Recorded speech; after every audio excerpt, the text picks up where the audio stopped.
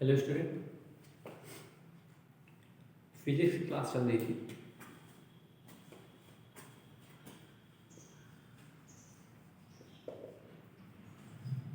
Physics में चल रहा था ग्राफिकल रिप्रेजेंटेशन ऑफ मोशन।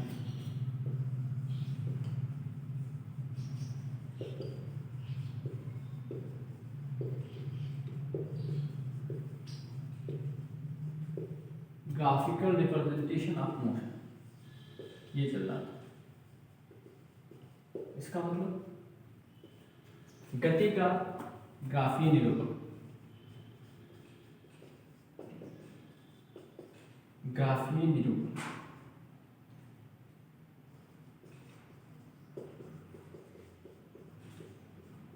कल हमने आपको एक ग्राफ बताया था, जो ग्राफ था यूनिफॉर्म मोशन का ग्राफ था, और वो ग्राफ था डिस्प्लेसमेंट और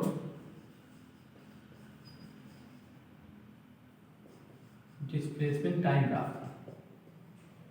कल ग्राफ मैंने बताया था, ठीक है। यूनिफॉर्म मोशन दो प्रकार से हो सकता है, तो पॉजिटिव या तो नेगेटिव, है ना।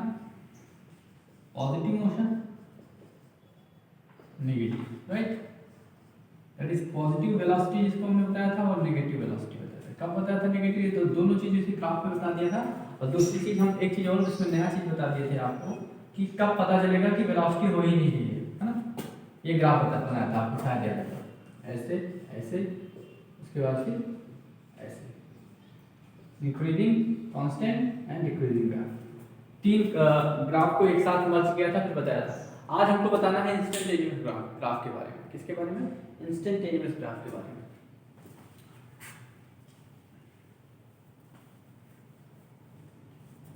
आज पढ़ेंगे हम लोग instantaneous graph. Instantaneous graph of motion.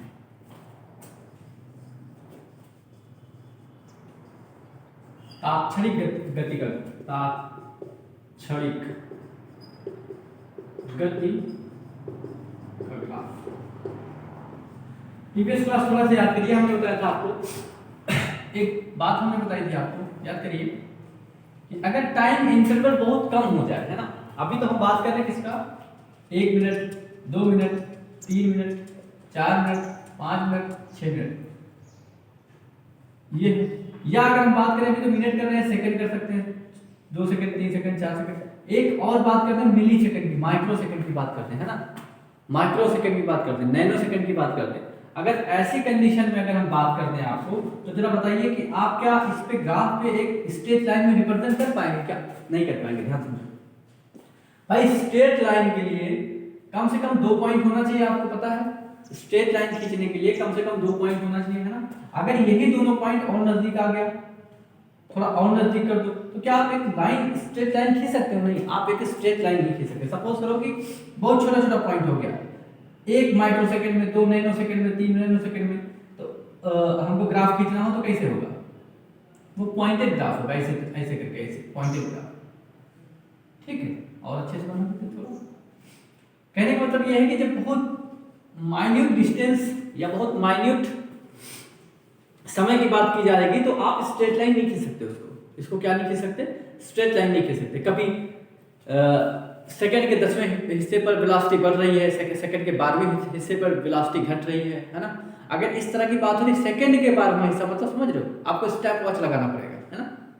ठीक, और स्टेप वॉच लगाना पड़ेगा, तो वहां आप स्ट्रेट लाइन नहीं खींच सकते, है ना।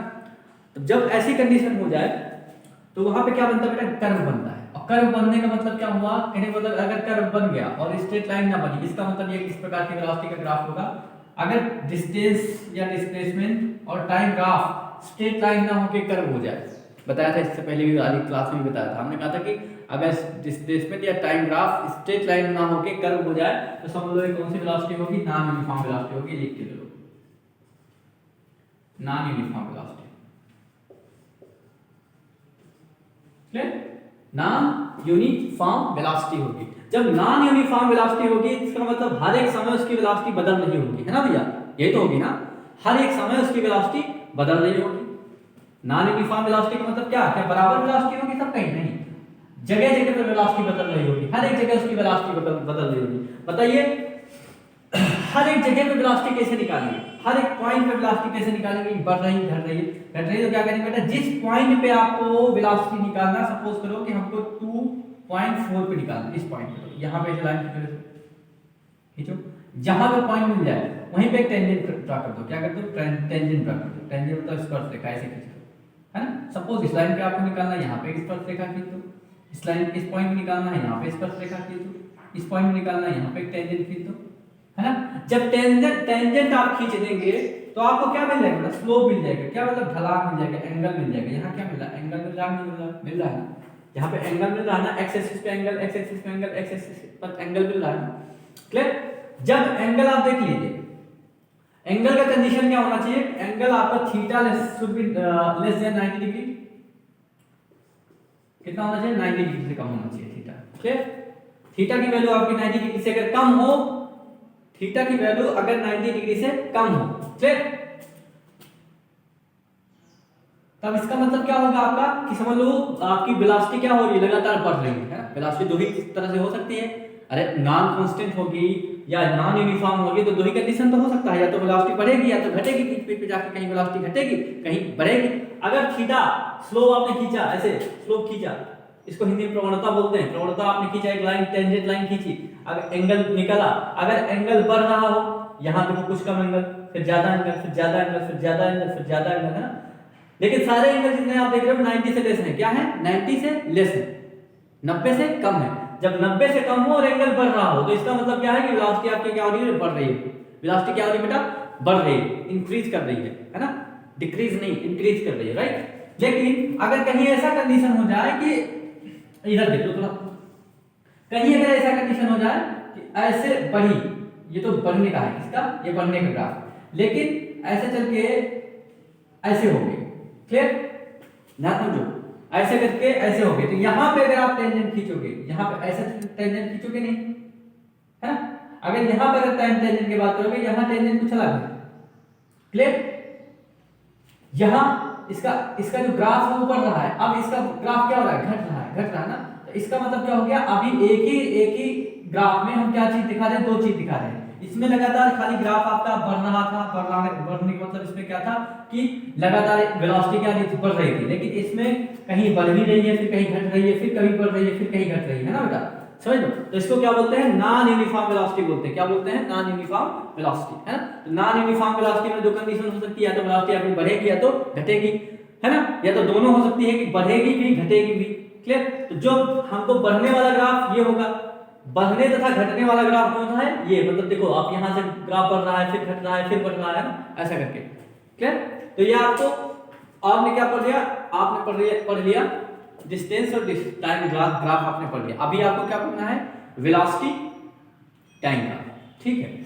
आज हम क्या पढ़ेंगे? Velocity time graph.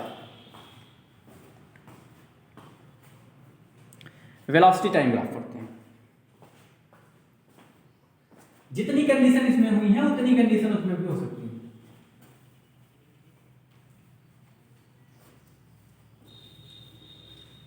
एक चीज बताओ जरा, अभी हम बार बार आपको प्रीवियस क्लासेस में बताते आ रहे हैं कि जो आपका डिस्टेंस या डिस्प्लेसमेंट टाइम ग्राफ,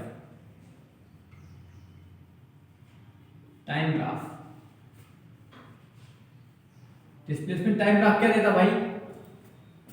ये दोनों ग्राफ, इसका मतलब बताओ, डिस्प्लेसमेंट और टाइम ग्राफ का मतलब, डिस्प्लेसमेंट और टाइम में संबंध किसका होता है? डिस्प्लेसमेंट और टाइम में संबंध कौन बताता है? बताता है वेग, बताता है। क्या बताता है? वेग या तो चाल। मतलब इससे पहले मैंने बताया कि अगर डिस्प्लेसमेंट या डिस्टेंस ग्राफ होगा तो या तो वेग का होगा या तो चाल होगा। आगे अगर हम वेग और समय ग्राफ खींचे, तब वो क्या बताएगा?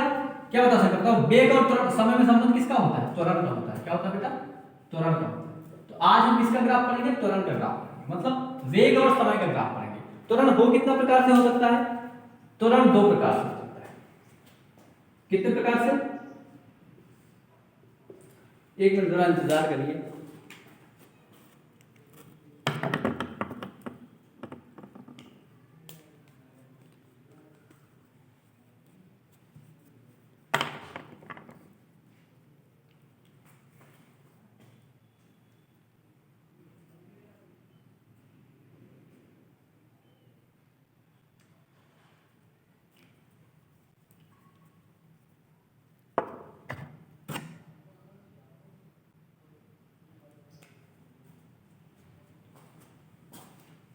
त्वरण कितने प्रकार का हो सकता है जरा देखिए, आपने पढ़ा है, इससे पहले मैंने पढ़ाया भी है आपको।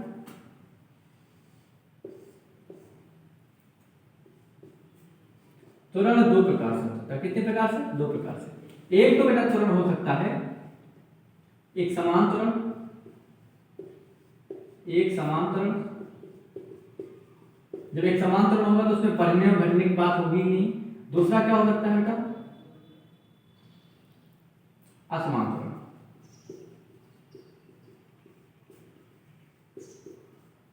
हम कह रहे हैं एक समान त्वरण होगा तो उसमें बढ़ने और घटने की बात नहीं होगी। तो आप सोचोगे क्या बात कर रहे हैं, आप कहोगे कि वेलोसिटी तो बढ़ेगा, है ना? अरे भाई जब त्वरण होगा तभी तो वेलोसिटी बढ़ेगा ना। मैं वेलोसिटी की बात नहीं कर रहा, मैं कह रहा अगर एक समान त्वरण होगा तो त्वरण कांस्टेंट होगा, त्वरण नहीं बढ़ सकता, है ना? त्वरण बढ़ घट नहीं सकता किसमें? एक समान त्वरण में। लेकिन असमान त्वरण में त्वरण बढ़ और घट दोनों सकता है। मतलब ये दो प्रकार का हो सकता है। कितने प्रकार से? दो प्रकार से। एक हो सकता है पॉजिटिव और दूसरा हो सकता है नेगेटिव। क्या हो सकता है? नेगेटिव। एक समान त्वरण मतलब कांस्टेंट एक्सीलरेशन, क्या बोलेंगे इसको? यूनिफॉर्म एक्सीलरेशन, है ना? क्या बोलेंगे इसको? Uniform acceleration. इसको बेटा बोलेंगे नॉन यूनिफॉर्म एक्सीलरेशन। क्या बोलेंगे? Non uniform acceleration, non uniform. और नॉन यूनिफॉर्म एक्सीलरेशन कितने प्रकार से होता है? पॉजिटिव होता है, नेगेटिव होता है। पॉजिटिव को पॉजिटिव एक्सीलरेशन बोलते हैं, लेकिन नेगेटिव को रिटार्डेशन बोलते हैं। नेगेटिव नहीं बोलते, क्या बोलते हैं? रिटार्डेशन। रिटार्डेशन का मतलब होता है मंदन। क्या होता है? मंदन। मतलब हमको कितना ग्राफ पढ़ना है बेटा? त्वरण का 2, 1, 2 और 3 ग्राफ पढ़ना, केवल 3 ग्राफ। ओके, चलिए देखते हैं।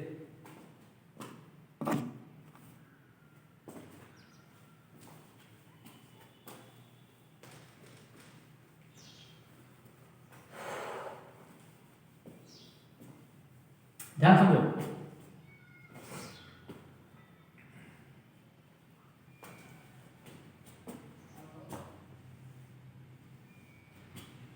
हम पढ़ने क्या जा रहे हैं? हम पढ़ने जा रहे हैं velocity time graph.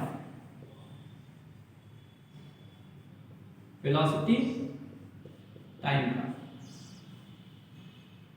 Velocity time graph. ध्यान समझो, वेलोसिटी मतलब v, टाइम मतलब t। बताइए v कहां लिखा जाएगा, t कहां लिखा जाएगा? v यहां लिखते हैं, t यहां लिख दें, हैं? लिख दें। अगर ये x एक्सिस है और y एक्सिस है तो क्या लिख सकते हैं? तो आप ये नहीं लिख सकते। क्यों नहीं लिख सकते बेटा? आपको पता है एक्सेलरेशन इक्वल टू होता है, acceleration equal to a equal to होता है change in velocity, change in velocity by time interval,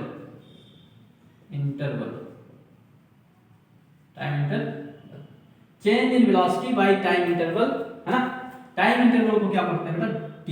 हमने कहा जिसके रिस्पेक्ट में जो डिनोमिनेटर में होता है वो हमेशा कहां पे होता है? x एक्सिस पे होता है। मतलब यहां पे t होगा। क्या होगा? t होगा। यहां पे क्या होगा? v होगा। ओके,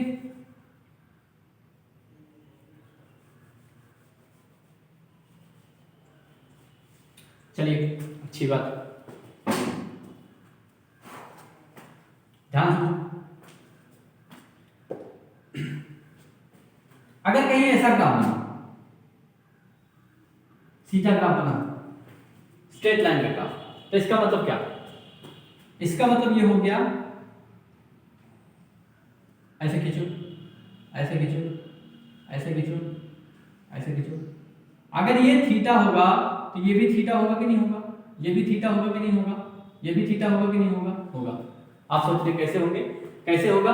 कक्षा 11 वाले जानते होंगे इसे, और कक्षा 9 वाले नहीं जानते होंगे। कक्षा 9 वाले इसलिए नहीं जानते होंगे क्योंकि उन्होंने अपने अभी एक थ्योरम नहीं पढ़ी, मैथमेटिक्स में पढ़ा नहीं है। आपने पढ़ा होगा क्लास 11 वाले कि जब दो पैरेलल लाइन को, जब दो समांतर रेखा को एक ट्रांसवर्सल काटती है, तिर्यक रेखा काटती है ना, when two parallel line are being intersected by a transversal line, right? तो दो वहां पे क्या बनते हैं? अल्टरनेट करस्पॉन्डिंग एंगल बनते हैं। क्या बनते हैं? करस्पॉन्डिंग एंगल, संगत कोण बनते हैं। संगत कोण हमेशा क्या होते हैं बेटा? बराबर होते हैं। क्या होते हैं? बराबर। अगर ये थीटा तो ये भी थीटा। क्लियर? कक्षा 9 वाले भी जानते हैं, जान जाए कि अगर दो समांतर रेखाएं हैं, दो समांतर रेखाएं हैं, उनको तिर्यक रेखा काटेगी, उनको अगर एक तिर्यक रेखा काटती है तो यहाँ पे कितने एंगल बन सकते हैं? 3 एंगल बनते हैं। आपको शायद याद होगा, या 3 से ज्यादा भी बनते हैं, लेकिन 3 के बारे में ज्यादा पब्लिसिटी है, 3 के बारे में बताता हूँ। सबसे पहले होता है जिसको बोलते हैं अल्टरनेटिव एंगल, एकांतर कोण, करस्पॉन्डिंग एंगल, संगत कोण, और तीसरा वर्टिकली अपोजिट एंगल, जिसको बोलते हैं सीधा विमुख कोण, है ना। क्लियर, इतना चीज होता है। तो मैं खाली दो एंगल की बात नहीं किया, केवल करस्पॉन्डिंग एंगल की बात किया। ये करस्पॉन्डिंग एंगल होते हैं, है ना, संगत कोण, ये दोनों बराबर होते हैं। क्लियर। अगर ये समांतर रेखा हमने खींच ली, ये समांतर रेखा हमने खींची, जितना थीटा, ये भी थीटा, ये भी थीटा, ये भी थीटा, है ना।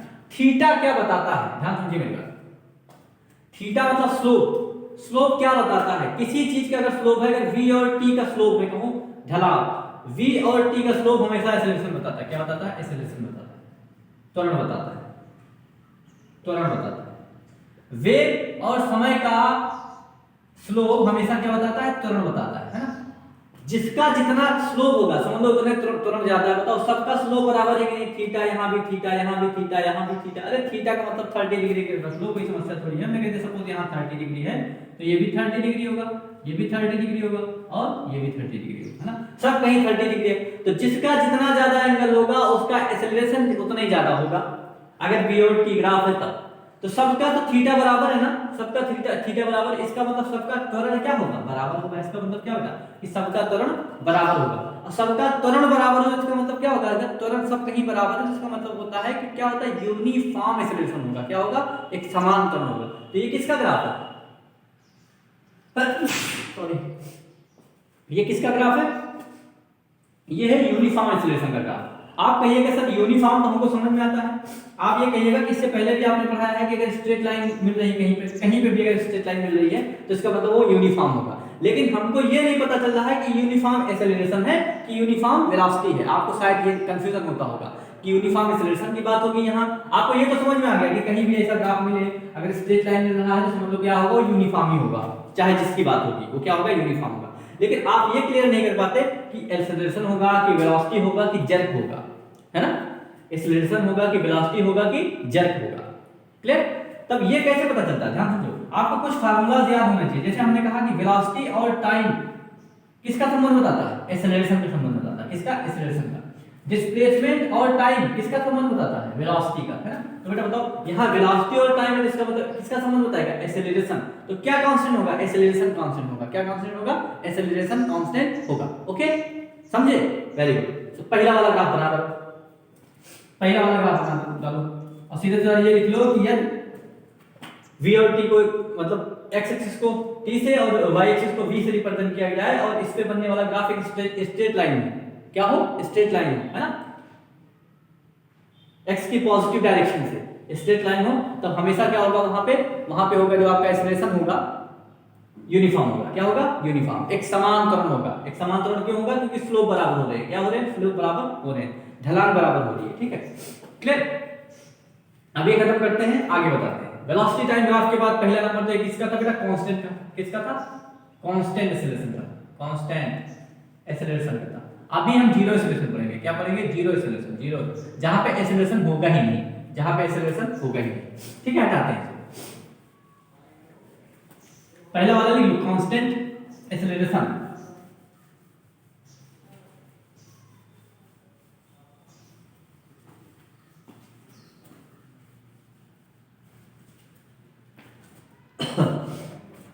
दूसरा हम क्या पढ़ेंगे बेटा, सपोज करो एक कंडीशन ऐसी आ गई, ध्यान सुनो, वही क्या आगे पढ़ते जहां से पहले पढ़ के आया ना। सपोज ये v है और ये t है। एक कंडीशन हुआ कि आप चलते रहे, कुछ एक्सेलरेशन हो गया, कुछ एक्सेलरेशन हो गया, है ना। उसके बाद ध्यान सुनो, यहाँ कुछ एक्सेलरेशन ऐसे, यहाँ कुछ एक्सेलरेशन, इस पॉइंट, इस टाइम पे कुछ एक्सेलरेशन मिल गया आपको, इस पॉइंट पे कुछ एक्सेलरेशन अलग मिल गया, इस पॉइंट पे कुछ एक्सेलरेशन अलग मिल गया। इस पॉइंट मतलब इस समय पे कुछ एक्सेलरेशन अलग मिल गया। ठीक है, सपोज कर लो कि ये 1 मिनट था, 2 मिनट था, 3 मिनट था, 4 मिनट था। अब एक कंडीशन हो गया 5 मिनट, कितना मिनट पे, 5 मिनट, 6 मिनट, 7 मिनट। एक बताओ, अगर हम कहें वेलोसिटी इसकी बढ़ ही नहीं रही, वेलोसिटी बढ़ नहीं रही, वेलोसिटी वही है, 7 मिनट पे वेलोसिटी वही, 6 मिनट पे वेलोसिटी वही, 7 मिनट पे वेलोसिटी वही, है ना। 6 मिनट, 7 मिनट, 5 मिनट में क्या है, वेलोसिटी नहीं बढ़ रही। जब वेलोसिटी नहीं बढ़ रही है, इसका मतलब क्या है, एक्सेलरेशन नहीं मिल रहा है। बताओ, एक तो कंडीशन ये कह सकते हो, एक तो कंडीशन ये कह सकते हो, ध्यान समझो, थीटा कितना कुछ है, थीटा यहाँ भी थीटा कुछ है, यहाँ भी थीटा कुछ है, यहाँ भी थीटा कुछ है। लेकिन अब बताओ क्या थीटा बढ़ रहा है, थीटा वही तो है जो पहले था, यहाँ थीटा है वही तो थीटा, थीटा कुछ बढ़ रहा है, थीटा कुछ मिल ही नहीं रहा। बताइए जब थीटा कुछ नहीं मिल रहा है, जब यहाँ पे कोई एंगल बन ही नहीं रहा है, जब कोई एंगल नहीं बन रहा तो एक्स एक्सिस के साथ कोई एंगल बन रहा है? अरे एक्स एक्सिस के साथ कोई एंगल बन रहा है? नहीं बन रहा है। यहाँ देखो थीटा बन रहा है, लेकिन इस लाइन को इस पे रखो तो कोई एंगल नहीं बन रहा। जब कोई एंगल नहीं बन रहा है इसका मतलब क्या हो गया, आपका एक्सेलरेशन जीरो हो गया। चाहे ऐसे समझ सकते हैं, चाहे आप ये समझ सकते हैं कि टाइम लगातार बढ़ रहा है, टाइम लगातार बढ़ रहा है, वेलोसिटी नहीं बढ़ रही है। जब टाइम बढ़े और वेलोसिटी में कोई चेंज ही ना आए, ध्यान समझो, तुरंत बराबर होता है वेलोसिटी में चेंज, परिवर्तन, किसमें? परिवर्तन वेग में बटे समय। मतलब समय तो लगातार आप 5 से 6 से 7 से 8 सेकंड पहुंचा दी, लेकिन क्या वेलोसिटी में चेंज आ रहा है? वेलोसिटी के जीरो, तो 0/8 मतलब जीरो, क्या जीरो? त्वरण जीरो, क्या जीरो? त्वरण जीरो। तो आप चाहे आप एंगल के पॉइंट ऑफ व्यू से देख लें और चाहे आप इससे देख लें, वेलोसिटी नहीं बढ़ रही, यहाँ पे क्या नहीं बढ़ रही? वेलोसिटी नहीं बढ़ रही, इसलिए क्या हो गया? एक्सेलरेशन जीरो हो गया। क्लियर? एक कंडीशन ये हो गई कि 7 मिनट के बाद आप देख रहे हैं कि इसकी वेलोसिटी घटने लगी। क्या करने लगी? घटने लगी, ऐसे नीचे की तरफ आने लगी। समय बढ़ रहा है, समय लगातार बढ़ रहा है। 8 पे यहाँ हो गया, 9 पे यहाँ हो गया, 10 पे यहाँ हो गया, 11 पे यहाँ हो गया, 12 पे यहाँ हो, 0 पे आ गया। तो बताओ अभी क्या हो रहा है? अभी आपका हो रहा है यहाँ पे, बताओ बेटा क्या हो रहा है? यहाँ आपका एक्सेलरेशन घट रहा है। क्या रहा है? घट रहा है। और कैसे घट रहा है? यहाँ कांस्टेंट बढ़ रहा है, सॉरी, यहाँ कांस्टेंट है। यहाँ क्या है? कांस्टेंट है। कैसा कांस्टेंट है? पॉजिटिव कांस्टेंट है। और यहाँ कैसा है? यहाँ भी कांस्टेंट है, लेकिन यहाँ कैसा है? नेगेटिव कांस्टेंट है। कैसा? नेगेटिव। यहाँ क्या है बेटा? जीरो है। क्या है? क्या है? जीरो। क्या है? जीरो है। मतलब अगर वेलोसिटी नहीं बढ़ेगी, टाइम बढ़ता जाएगा, तो आपका एक्सेलरेशन जीरो, आपका एक्सेलरेशन जीरो है ना। टाइम बढ़ रहा है, वेलोसिटी बढ़ रही है, मतलब क्या हो? बराबर वेलोसिटी, बराबर समय में बराबर वेलोसिटी बढ़ रही है, बराबर समय में बराबर वेलोसिटी बढ़ रही है, इसका मतलब कांस्टेंट है। क्या है? कांस्टेंट एक्सेलरेशन है। और वेलोसिटी आपकी बढ़ रही है, इसका मतलब क्या है? पॉजिटिव। यहां बराबर समय में बराबर वेलोसिटी घट रही है, बराबर समय इंटरवल में बराबर वेलोसिटी घट रही है, इसका मतलब क्या हो रही है? घट रही है। वेलोसिटी क्या हो रही है? घट रही है, तो नेगेटिव हो गया। और बराबर समय में बराबर घट रही है, इसलिए कांस्टेंट हो गया, है ना। कांस्टेंट के साथ साथ नेगेटिव, कांस्टेंट के साथ साथ पॉजिटिव, यहाँ पे जीरो। क्लियर? तो ये हम लोग आपको समझ में आ गया। ठीक है, आगे बढ़ाते हैं।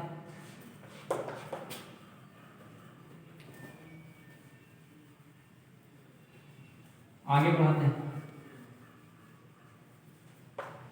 आगे पढ़िए। अब हम कहें कि दो आदमी, एक ही ग्राफ पे जरा दो आदमी कंपेयर करिए, एक ही ग्राफ पे दो आदमी का कंपेयर करिए। ये आदमी ए का ग्राफ है, ये आदमी एक किसी व्यक्ति ए का ग्राफ है, ये किसी व्यक्ति बी का ग्राफ है, और ये किसी व्यक्ति सी का ग्राफ है। ध्यान समझिएगा, ये वेलोसिटी है और ये टाइम है। आपको बताना होगा कि किसका एक्सेलरेशन ज्यादा है। इसमें अगर मैं पूछूं किसका एक्सेलरेशन ज्यादा है, तो आप क्या बताइएगा? किसका त्वरण ज्यादा है? ए का त्वरण ज्यादा कि बी का त्वरण ज्यादा कि सी का त्वरण ज्यादा? अगर मैं यहां पे ऑप्शन लिखना चाहूं, निम्न में से त्वरण के रिस्पेक्ट में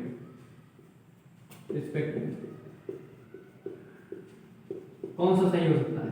कौन सा ऑप्शन, कौन सा विकल्प सही है? पहला, a is greater than b greater than c. दूसरा, a is greater than b less than c. तीसरा, b greater than a less than c. चौथा, b greater than a greater than c. बताइए कौन सा हो सकता है? इसमें क्या कौन सा हो सकता है? बताइए कौन सा ऑप्शन सही हो सकता है?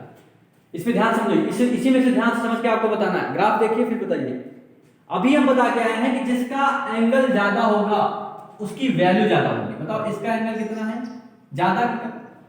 एक ये एंगल बना रहा है, एक ये एंगल बना रहा है, तीनों एंगल बना रहे हैं अलग अलग। और सबका एंगल कहां से मेजर किया जाएगा? एक्स एक्सिस से मेजर किया जाएगा। कहां से बेटा?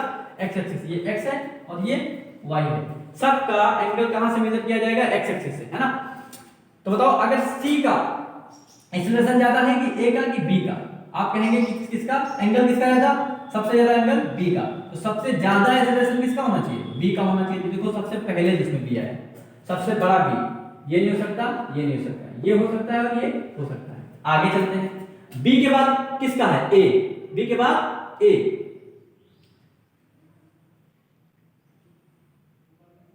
क्या समझो, बी के बाद यहां ए है, लेकिन इन्होंने क्या कहा है, यहां भी ए है। आगे बढ़ते हैं, इन्होंने कहा है कि इसका मतलब हो गया कि सी, इधर अगर इधर को ओपन है कि सी बड़ा है, क्या सी बड़ा है, क्या सी का एंगल बड़ा है, नहीं, सी का एंगल छोटा है। तो मतलब क्या हो गया, सी छोटा, फिर ए बड़ा, फिर सबसे बड़ा बी। आपका सबसे सही आंसर क्या होगा, ये होगा। ठीक है, समझ रहे आप, वेरी गुड। चलिए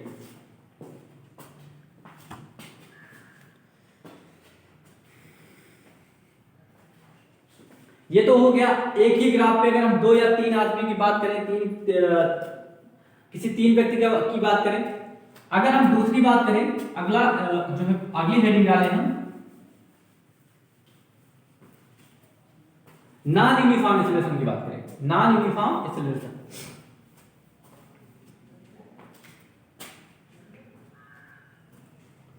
नॉन यूनिफॉर्म एक्सेलरेशन,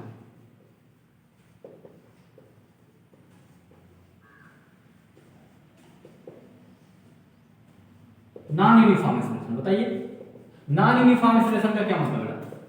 अभी हम इससे पहले नॉन यूनिफॉर्म वेलोसिटी पढ़ा क्या है, आप याद रखिए। नॉन यूनिफॉर्म वेलोसिटी कैसे हो सकता भाई, कुछ दूर ऐसे चला, कम हो गया, फिर बढ़ा, फिर कम हुआ, फिर बढ़ा, फिर कम। जब जिगजैग लाइन बनने लगे, क्या बनने लगे, जिगजैग लाइन बनने लगे, या तो क्या बनने लगे, कर्व बनने लगे, चाहे ऐसे चाहे ऐसे, कोई भी कर्व बने, नो मैटर। या तो जिगजैग लाइन बनने लगे, या तो कर्व बनने लगे, या तो चाहे पॉजिटिव, इसको पॉजिटिव कर्व बोलेंगे, इसको नेगेटिव कर्व बोलेंगे, ठीक है ना, चाहे जो बनने लगे। एक्चुअली क्या होता है ना कि ये जो कर्व बनता है किससे बनता है, जिगजैग लाइन से ही बनता है। जब डिस्टेंस ज्यादा होता है तो जिगजैग लाइन बन जाता है, जब इन्हीं जिगजैग लाइन के बीच में डिस्टेंस कम हो जाती है तो क्या बन जाता है, कर्व बन जाता है। क्या बन जाता है, कर्व। क्लियर। तो ये आपका नॉन यूनिफॉर्म एक्सेलरेशन होगा, ये भी नॉन यूनिफॉर्म एक्सेलरेशन, ये भी नॉन यूनिफॉर्म एक्सेलरेशन। ठीक है, बना लीजिए नॉन यूनिफॉर्म एक्सेलरेशन का आप फॉर्मूला ग्राफ बनाइए, और आपका ग्राफ खत्म हो गया, ग्राफ लगभग कंप्लीट हो गया। ठीक है ना, जर्क है, जर्क आपको पढ़ाना है, लेकिन क्लास 9th में जर्क नहीं है, 11th में है, तो जर्क पढ़ा देंगे, क्लास 9th वाले भी पढ़ लेंगे, जर्क पढ़ लेंगे, लेकिन आपके सिलेबस में है नहीं। क्लियर, आज के लिए इतना ही, थैंक यू वेरी मच।